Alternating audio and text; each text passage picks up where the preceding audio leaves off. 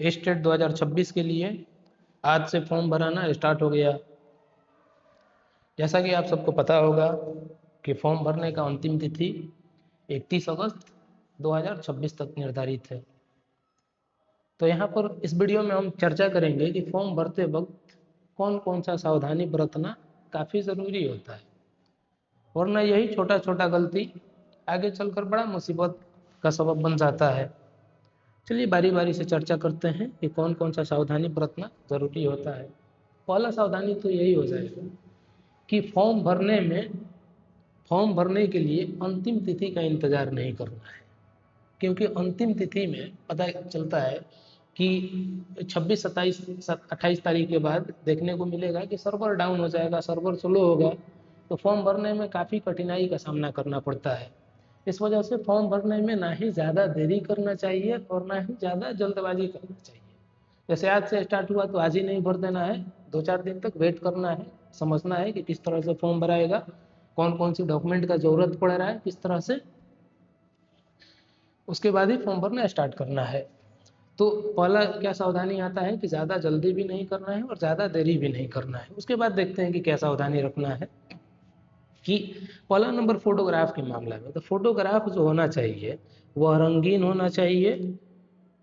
Photograph जो है वह रंगीन होना चाहिए और रिसेंट मतलब तत्काल का होना चाहिए। ज़्यादा पुराना भी फोटोग्राफ नहीं होना चाहिए और सादा भी नहीं होना चाहिए, रंगीन होना चाहिए। और उसका जो बैकग्राउंड है वह लाइट कलर का होना चाहिए,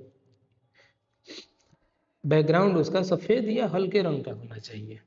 दूसरा सावधानी देख लिया जाए कि फ़ोटो अक्सर जैसे लड़कियों के साथ होता है कि फ़ोटो खिंचाते वक्त दुपट्टा से अपना कान वगैरह ढक लेती हैं, सर वगैरह पूरा ढक लेती हैं, तो उस तरह से भी फ़ोटो नहीं खिंचाना है। फ़ोटो खिंचवाते वक्त सिर पर टोपी या कोई कपड़ा या काला चश्मा वगैरह स्वीकार नहीं होगा, यानी काला चश्मा भी नहीं पहन के फ़ोटो खिंचाना है या फिर सिर पर टोपी या कोई कपड़ा नहीं होना चाहिए। चलिए आगे देख लेते हैं कौन सा सावधानी बरतना बेहतर होता है। जैसे फॉर्म भरते वक्त निम्नलिखित डॉक्यूमेंट का भी ज़रूरत पड़ेगा, तो फॉर्म भरने के लिए ऑनलाइन दुकान जाते वक्त यह सारे डॉक्यूमेंट अपना देख लेना है कि तैयार है कि नहीं है, और उसे प्रॉपर रूप से अरेंज भी कर लेना है ताकि फॉर्म भरते वक्त ज़्यादा देरी भी ना हो और सहूलियत हो एक एक डॉक्यूमेंट निकाल कर देने के लिए ऑनलाइन वाले को। तो यह सारा डॉक्यूमेंट हो गया, जैसे मैट्रिक का प्रमाण पत्र, अंक पत्र वगैरह हो गया, जिस यह जन्म तिथि के लिए मांगता है। 12th का हो गया अंक पत्र प्रमाण पत्र, यह भी सबके लिए है। स्नातक का प्रमाण पत्र एवं अंक पत्र, यह भी सबके लिए है। और ऑप्शन नंबर डी देख लिया जाए, स्नातकोत्तर का प्रमाण पत्र है, वह पेपर 1 के लिए स्वैच्छिक है। यदि किसी के पास स्नातकोत्तर है तो भर सकते हैं, लेकिन मुख्यतः यह पेपर 2 के लिए अनिवार्य है, स्नातकोत्तर वाला। बीएड का प्रमाण पत्र, अंक पत्र, यह भी नेसेसरी है। उसके बाद देख लिया जाए कि आवासीय वगैरह जो है, निर्गत आवासीय प्रमाण पत्र, इसे भी रखना ज़रूरी है। और जाति या निवास वगैरह यह भी अपना अपडेटेड रखना है। उसके बाद ही फॉर्म भरना स्टार्ट करना है। चलते आगे देख लिया जाए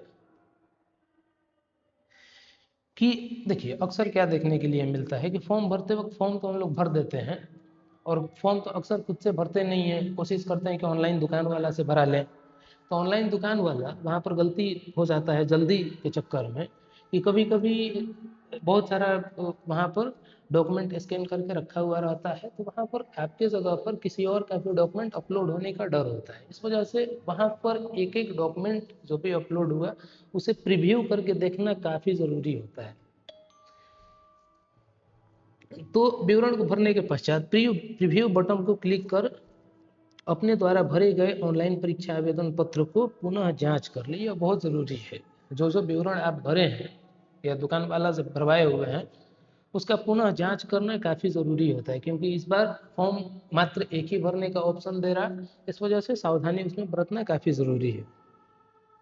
उसके बाद फॉर्म भरने के पश्चात जो यूज़र आईडी और पासवर्ड वगैरह जनरेट होता है उसे सुरक्षित रख लेना है, ताकि जब एडमिट कार्ड वगैरह आएगा उस वक्त यूज़र आईडी और पासवर्ड वगैरह का ज़रूरत पड़ता ही पड़ता है। चलते हैं आगे देख लिया जाए जांच करना क्यों जरूरी है प्रीव्यू के, तो प्रीव्यू बटन दबाकर सारा विवरण जांच करना क्यों जरूरी है यहाँ पर देख लिया जाए। मूल प्रवेश पत्र निर्गत होने के उपरांत किसी भी विवरण में किसी भी विवरण होने के उपरांत किसी भी विवरण में किसी भी संशोधन का अनुरोध मान्य नहीं होगा। इस वजह से उसी वक्त फॉर्म भरते वक्त ही देख लेना जरूरी है। और एक देखिए सावधानी क्या बरतना है, जैसे घोषणा पत्र हुआ या आवेदन पत्र हुआ, उस पर हस्ताक्षर किसी भी परिस्थिति में कैपिटल लेटर में नहीं करना है। कैपिटल लेटर में हस्ताक्षर क्या करना है, किसी भी परिस्थिति में आप लोग को नहीं करना है। चलिए देख लिया जाए भाई, इन्हीं सावधानियों को काफी ध्यान से अध्ययन करने के पश्चात ही फॉर्म भरना आप लोग स्टार्ट करेंगे, ताकि गलती का संभावना काफी कम रहे। ठीक है, धन्यवाद।